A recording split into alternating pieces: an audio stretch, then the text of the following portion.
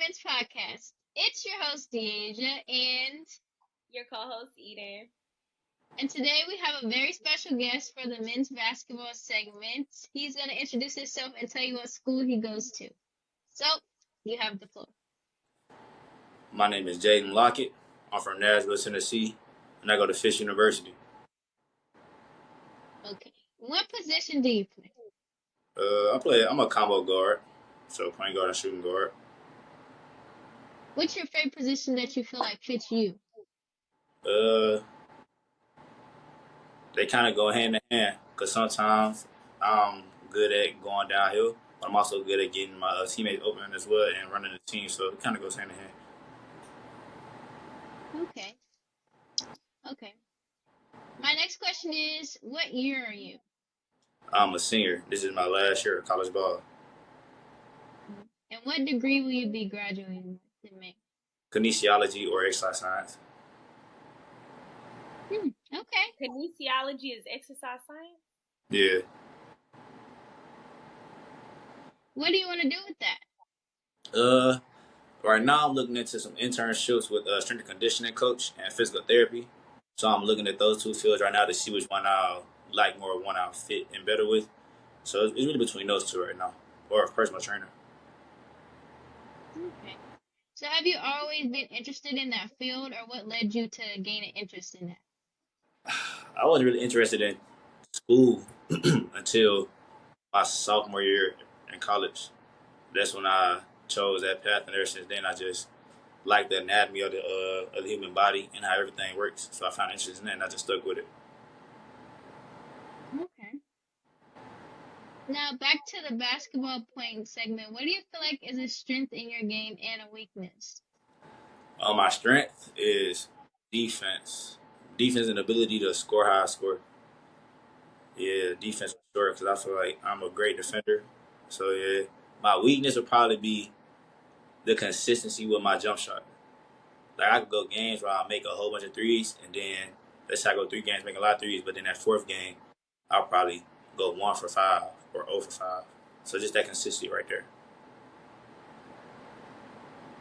Okay. Have you found the reason why you're inconsistent with it being your senior year? Is Uh, it like, okay, I know. yeah, I didn't really start having the freedom to shoot a lot of threes until I hit like my senior year. My freshman and sophomore year, I was maybe taking 2 threes, but the rest is just all downhill, mid range. So I really didn't start expanding my range and getting comfortable with that until my senior year. So it's just all about continuing to work on it and get better with it. Okay. Now, with you being a combo guard and a point guard, who are some of the best players that you've, not yourself being a shooter, that you've been like as a point guard, you able to pass to them, you know it's going to be a knockdown three? On my team, Mm-hmm. uh, I got Blake, T, I got Allen, I got Rod. Really, all the guards, really. All the guards and forwards can all shoot the ball really well. So anytime I get on the ball, I feel like it's gonna go in. Or even if I feed the post, I feel like they're gonna do a good a good post move and it's gonna go in. So really, I'll say my whole team. I got confidence in my whole team when it comes to when I pass the ball for them to score. Okay. Now let's rewind back. When do you first vividly remember you picking up a basketball? Had to say like 6 or 7 when I was a youngin, playing on little league, running up and down, not knowing what was going on. I didn't probably take basketball real serious until I was 12 or 13. Do you have any regrets of wish that you took it more serious earlier or no? Nah, I like the path that I took and where I'm at right now. Everything happens for a reason, so I don't regret anything for real. So now, rewind a little bit to high school. What are some accolades you got in high school, or some things that you were able to achieve to be able to get you to this level that you're at now? In high school, I led my team in triple doubles. I was the first Mr. Basketball finalist. Led my team in double doubles. Uh, was all state, all region, all that. Undefeated regular season. What else? MVP of a few tournaments. Uh, I think I was leading my team in scoring as well as steals. I was second in team in rebounding. So it was just I feel like it was more so my all around game is what really put me on the radar because I wasn't just scoring. I was also defending, rebounding, passing the ball, just trying to be a little stat sheet stuffer. So after high school, how did you ultimately decide where you're gonna go after high school, and what was your process like? Um, After high school, I had a couple JUCOs. I had a few D1s trying to talk to me, but my grades weren't where they needed to be in high school because I really wasn't doing no work. So I had to go JUCO. I went JUCO for 2 years at Columbia State Community College. It's about an hour away from Nashville, Tennessee. And then after that, I went to Benedict College during the COVID year, but I ended up suffering Ew. an injury. So I transferred from there and took a year off actually. Had surgery and everything. And that's when I came here last year. And I played here last year, and now this year's my last year playing college ball. Okay, so now we're gonna break that down a little bit. So Uh, your JUCO process, you talk fast. So your JUCO process, how was that experience going from high school to JUCO? that was a very that was different. Juke, I wasn't mentally prepared for JUCO.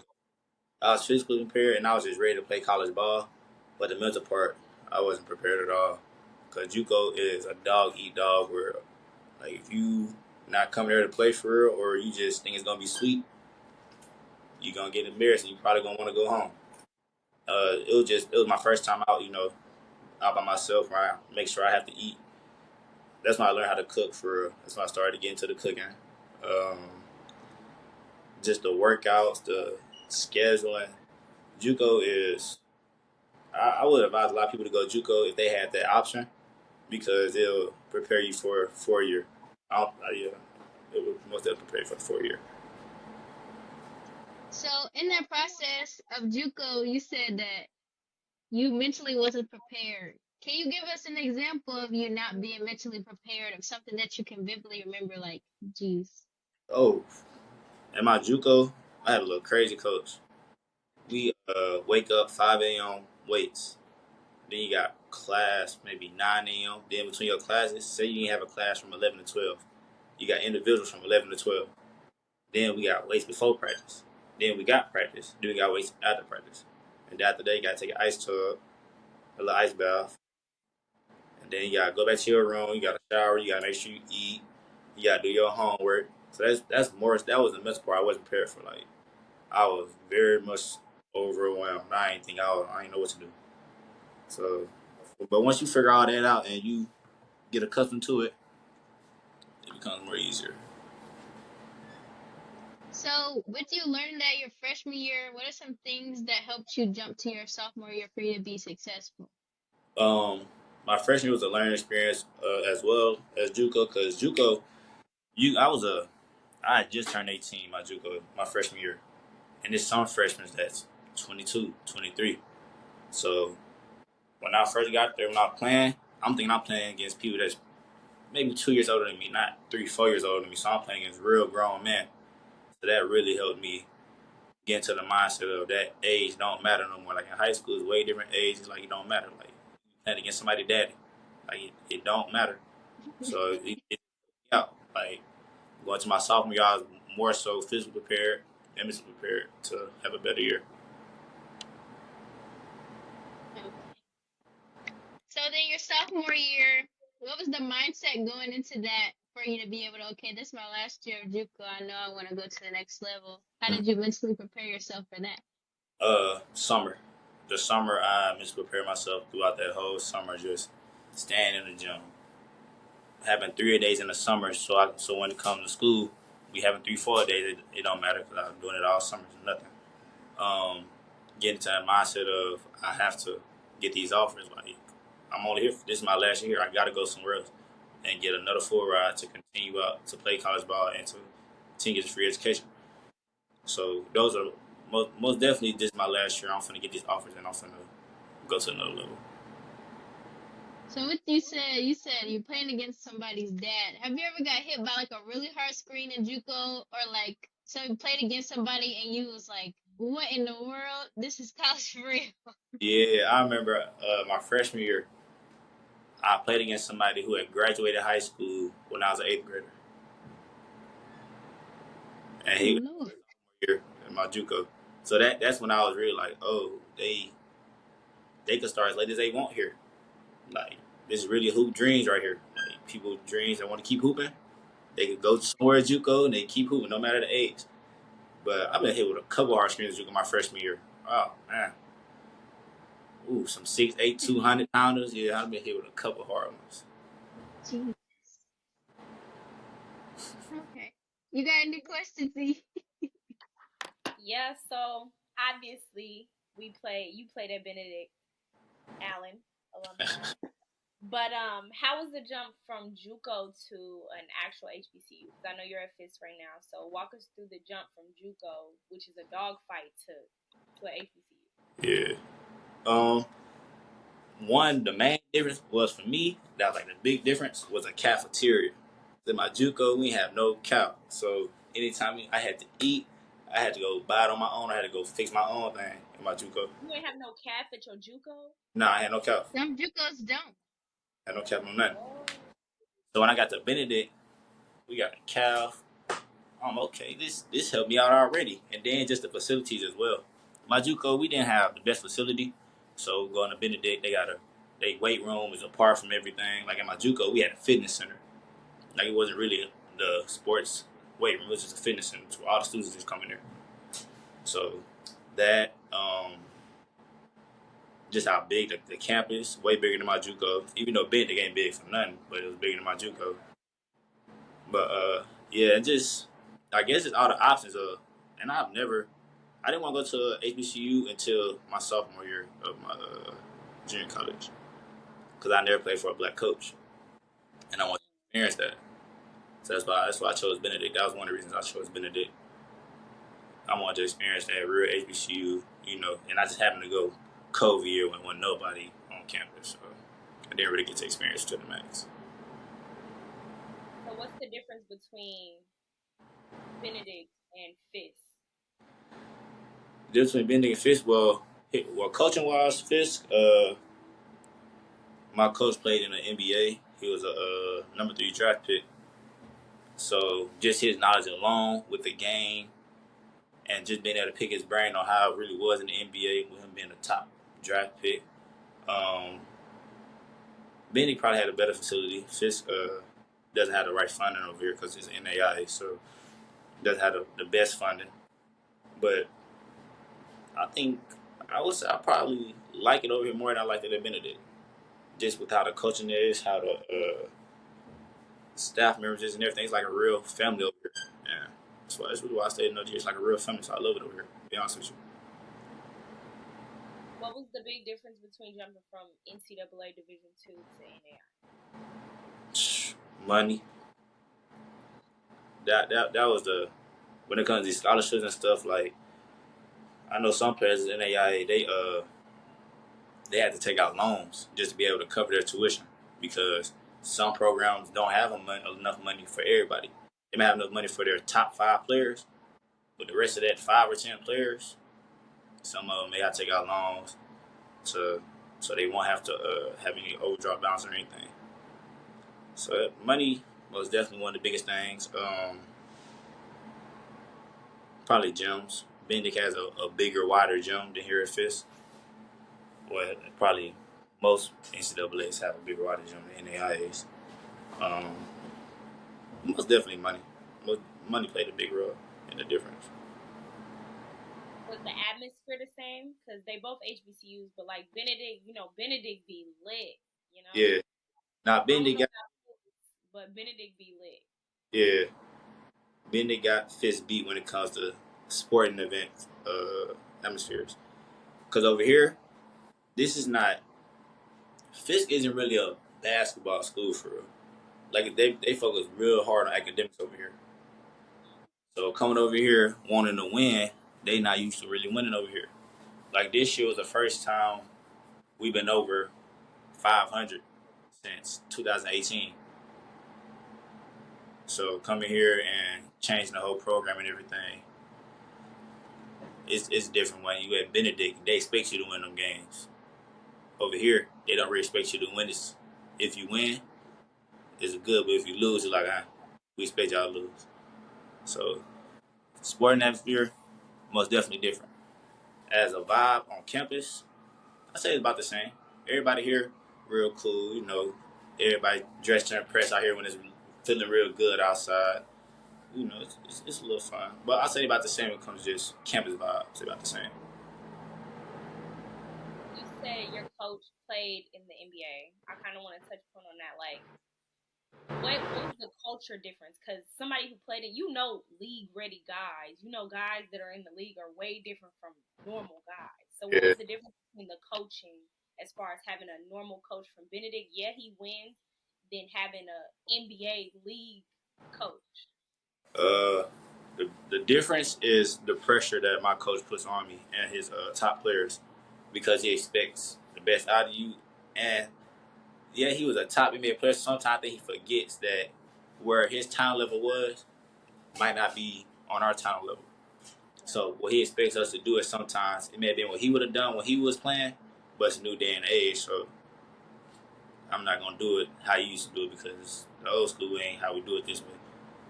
But that's one of the differences. The work ethic. Oh my goodness, the work ethic. Like, he wants us in the gym every day, anytime we get in there, and then he works us out himself, and he puts us through NBA drills, and he be tripping. We'll do a 45-minute workout, then after the workout, 3 suicides. You gotta make all the times. So he really pushes us to our great potential, and I like him. I like him as a coach and just as a person in general. How are you doing on the season individually and as a collective? How am I doing? This is probably my best. No, this is my best. This is my best collegiate year. Second in team in scoring. We both averaged 17, but I think he averaged like 0.4, 0.6 more than me. Third or second in team in rebounding. Leading the conference in steals and fifth in the nation in steals. Third in the conference in blocks. Third in the conference in points per game. Blocks? How tall are you? 6'3". You blocking third, and you said third in the conference in blocks. Yeah, third in the conference in blocks and scoring. Who's that bounce? I ain't gonna lie, I think you do got bounce. I think I got a little. I could jump a little something.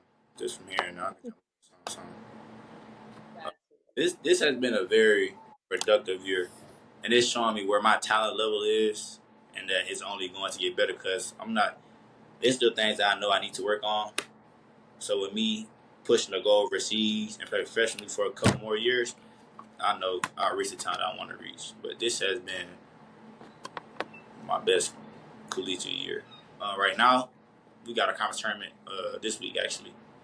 So we locking in for that right now. But I expect to make first team conference, our defensive team. I really want that defensive player of the year. That's really what I'm pushing for. So we have to wait and see if I get that. Hopefully I get it, though. How's your bond with your teammates? Oh, sorry, Didi. I was just gonna ask. You talk a lot about defense, and defense is not really idolized. Where did that mindset come from that you're very focused on defense, which is different than most people? How old was I? It's about time I started taking basketball seriously, like around 12, 13. I playing AAU. I had to come out the bench. And when I was coming out the bench at AAU, I was going to guard the best player. So that first 5 to 10 minutes when I was on the bench or whatnot, I just look and see everything that best player would do. His moves, what he liked to do, how he shoot. Is he right-handed, is he left-handed, can't go right, can't go left, woo. So when I got in the game, I'm coming in getting three, 4 each steal just off of knowing what he could do. So I'm looking at that as 6, 8 points just off of free layups. So I'm looking at, if I could just do this, if I could score 8 points off defense, score 8, 10 more points off offense, I'm looking at 16, 18 points just like that. That's not even including the free throws, whatever else. So I look at defense like it's offense. To be honest with you. Yeah. Go ahead, E. How's your bond with your team? You guys said y'all over 500. How's your bond with your team? We real close. We were real close last year. I feel like we were real close this year because last year I didn't stay on campus because I'm from here and the school was like 5 minutes from the crib, so I was off campus. So I really didn't. On time I would see them is if I go to class or if we have practice. And after class and practice, I'm not staying around chilling. I'll just go back to the crib. So what now I'm staying on campus. I'm seeing them almost every other hour of the day. So we always just kicking it. We go to somebody's room, kick it. We go to the gym together. So our bond is way more tighter than it was last year, and I feel like that's why we're winning more games this year than last year. Because once that bond come in, that trust come in. When the trust come in off the court, it's gonna naturally come in on the court. So I feel like us just kicking it how we kick it. We spend New Year's Eve together. Like we just do everything together now. Like they're my brothers now. Okay. Oh, what do you like to do outside of basketball? I know basketball is your whole life. You love it dearly, but what do you like to do outside of basketball? I got a dog. I got a female pit bull, red nose. So when I go home or when I have time off, I try and go home, play with my dog. It's like my daughter right there. Uh, I like watching movies, playing the game, Call of Duty, 2K, Madden, or just watching a movie for real. I like to really like when it comes to downtime, I just like to chill and do nothing. Like I either be on my phone or I just cuss on TV or just get on the game. Those are really the things I really like to do, other than basketball. To be honest with Okay. So my next question is, with all the March Madness, do you be watching women's basketball? you. Yeah, I'll be watching that. Okay. Who do you think is gonna be in the Final Four? I want to say LSU, but they've been getting upset a couple. They got upset a couple times this year. I know. I feel like South Carolina gonna be in there. I don't know Yeah. how Caitlin Clark gonna take them. It's kind of tough because I mean with college basketball in general, it's always like who you think will be in there. They may not make it Hmm. this year, so it's real tough. I want to say UT Knox might make it in there too because they got a nice little girl squad this year. So I don't know with the girls, but I do feel like for sure South Carolina will make South it in. Carolina. Yeah, I feel like for But sure you they'll. gotta pick. You gotta pick. All South right. Carolina, you got I, three more. uh, I'm going to LSU because they do got a deep little team. Maybe they'll get it together during conference time. Ooh, should I say Caitlin Clark? I don't know. I said they just got upset by Indiana. Yeah, that's what I'm saying. Like, you never know. But I'm gonna go with Caitlin Clark though. I feel like when it comes to conference, when it comes to that tournament time, she turned it up a notch.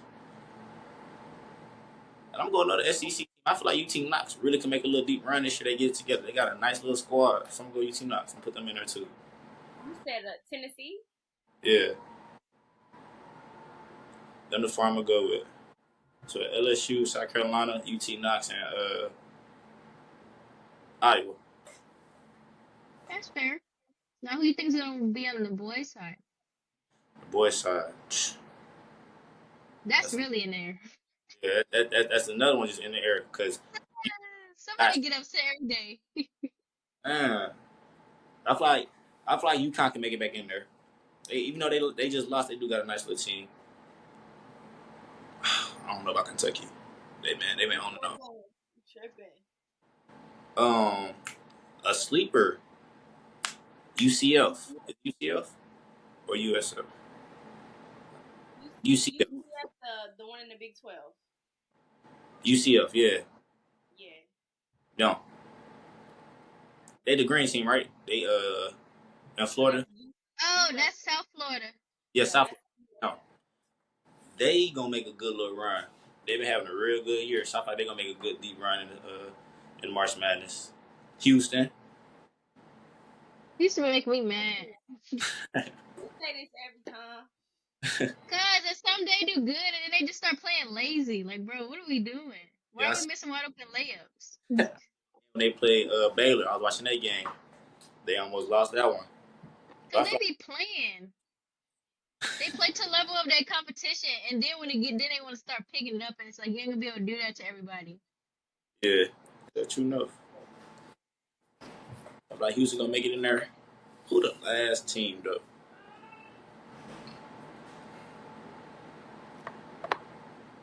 I'm gonna say Arizona. I feel like Arizona That's might make it fair. to the Final Four. Caleb, Yeah, I feel like he might take it to the Final Four. Caleb got a bag. Yeah, he been hooping Caleb this got a bag. year. Now, who would you say your game is similar to anybody in the NBA, or do you feel like your game is just one of a kind?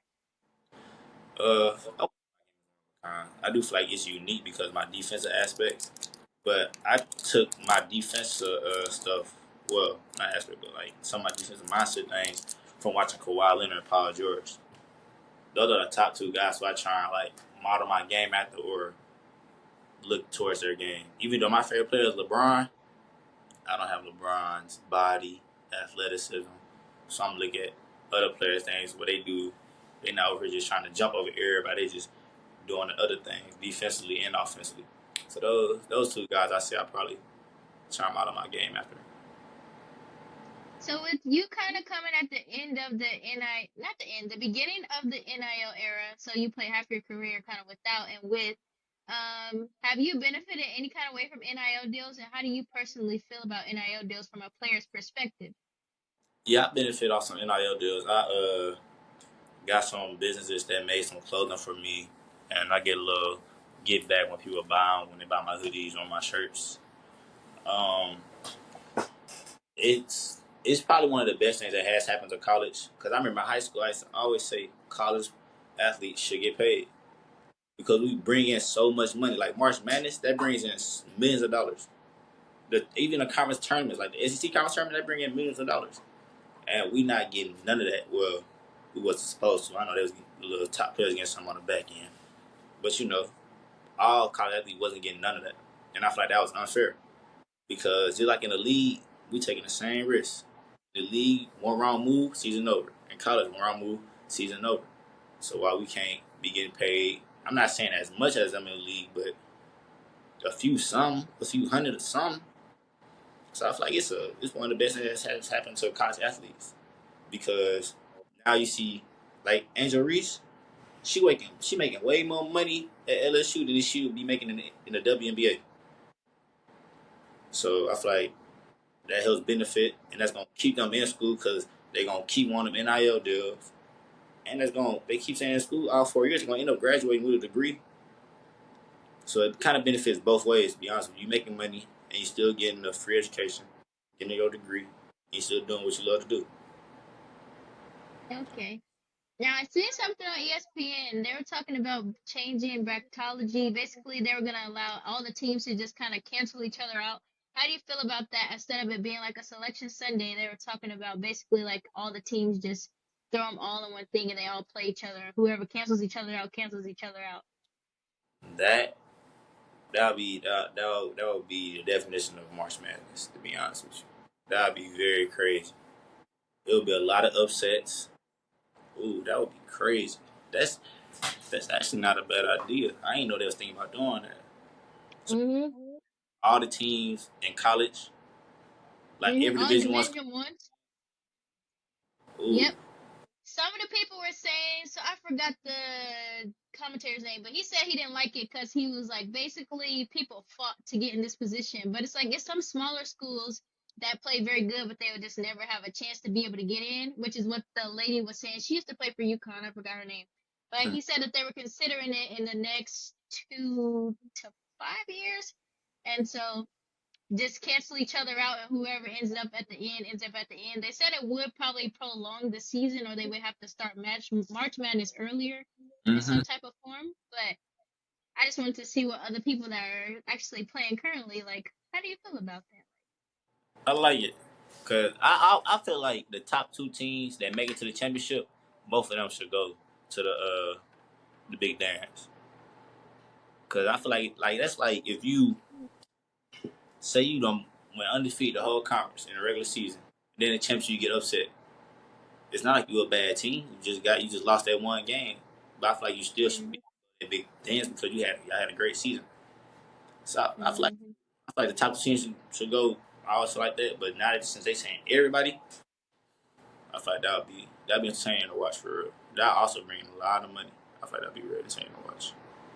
Isn't it like that already? Because like you got a regular season champ, then the regular season lock you in for Mm-hmm. the actual tournament bid. So you don't need a bid. You already in. Mm-hmm. But people that win the tournament, the what is that? The conference tournament. People that win the conference tournament, it could be like a 7th seed. If you beat the 1 seed, then you automatically get a bid. I feel like it's already like that for real, for real. You just gotta have a Cinderella story for real. Yeah, I see. Kinda. Yeah, I see what you're saying. You But just you got really to think gotta about it do too. it. Say you're the second seed, and the first seed puts you out right before the championship. True. I feel like it would be good as far as for HBCUs because some HBCUs they'll have good records and then they cancel each other out. But if you play in the conference championship and then they end up winning the conference championship and then everything just resets and everybody gets to still go, it's like okay, I still got another chance to keep my season alive, kinda. Instead of just if you don't win this conference championship for the like HBCU, I forgot what thing it is, then you just automatically out. Mm-hmm. Like it don't matter. It's like whoever wins certain conference championships are in from their division for the smaller division ones, rather than if an SEC player in the ACC, like right now, I think is or let me say the Pac-12, Juju, USC, and Stanford. If they cancel each other out in the Pac-12 tournament, they both still gonna be in the March Madness. But other schools that are smaller, like you lose that conference championship, you're done. Yeah. But I feel like it keeps the competitiveness. Like I'm not against it, but it keeps the competitive. So like you got the SWAC and the MEAC. Those are HBCU conferences, right at the D1 level. You gonna get teams like Jackson State out of the SWAC, and then like Bethune Cookman out of the MEAC. But you get two of those teams, those caliber teams, into the tournament. Say they play like a 1 seed, right? So they gonna touch like what's the 1 seed? Stanford. Let's say Stanford. They gonna touch Stanford first. They know that's not gonna be a game because you don't got the same caliber players on this team that you got on this team. That's why I think the rule is like that. But Cause you like, never know. Because I'm not going to lie. Arizona just upset Stanford. And Arizona just only had 7 players. And they upset no, Stanford. but that's And even though it was. Arizona. That's a But Pac-12 still. team. Like they got the caliber of players. Like versus you going to Jackson State. Like it's a girl, University of Arkansas Palm Bluff, Zay Green. She's a D1 power 5.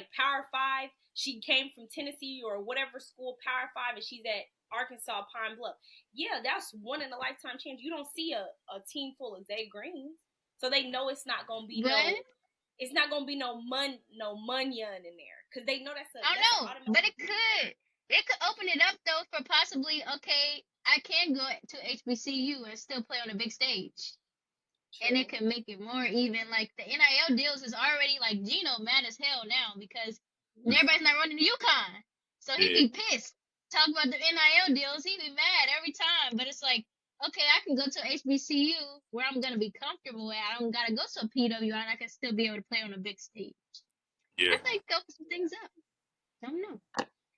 You got any more questions? Nah, I ain't got no more questions. Eden?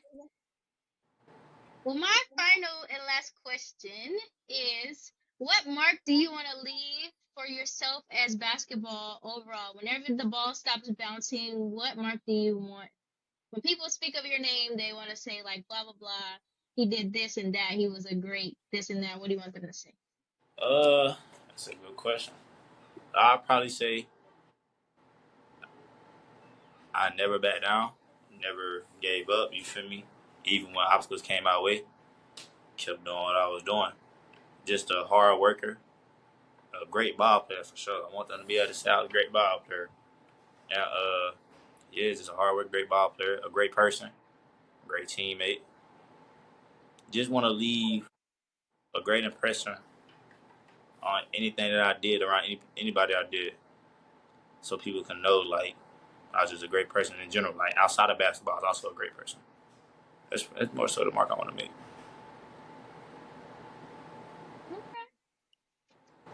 That's a great answer. Well, do you have any last things you want to say, or people that are in your position that have to go to JUCO, any message for the youth and what you want them to know about you, and your link to your T-shirt so they can buy your stuff so you can get you some money in.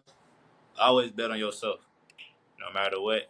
Even when you feel like ain't nobody on your side, ain't nobody supporting you, just continue to bet on yourself and continue to trust in God. If you end up having to go JUCO, ain't nothing wrong with JUCO. I remember folks used to be telling me, "Don't go JUCO. It's only 2 years. Don't know if you gonna get nothing out of JUCO." It's a lie. It's still people from my freshman team, my JUCO that I'm in contact with to this day. Like that, it's a real deal family because that's all y'all got is each other.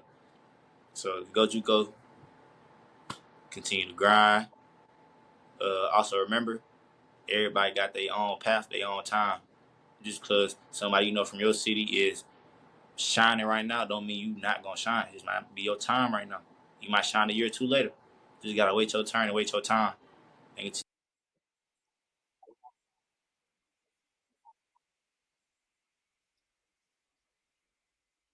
Yay! Well, thank you for talking to us and coming on here.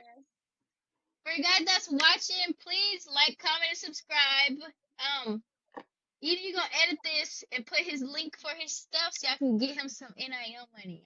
You gotta remind Help him me. out. Help him out. Please like, comment, and subscribe, y'all, and tune into more videos coming with more different sports, athletes, music, all different kinds of things. So peace and thank y'all again. Thanks, Jayden.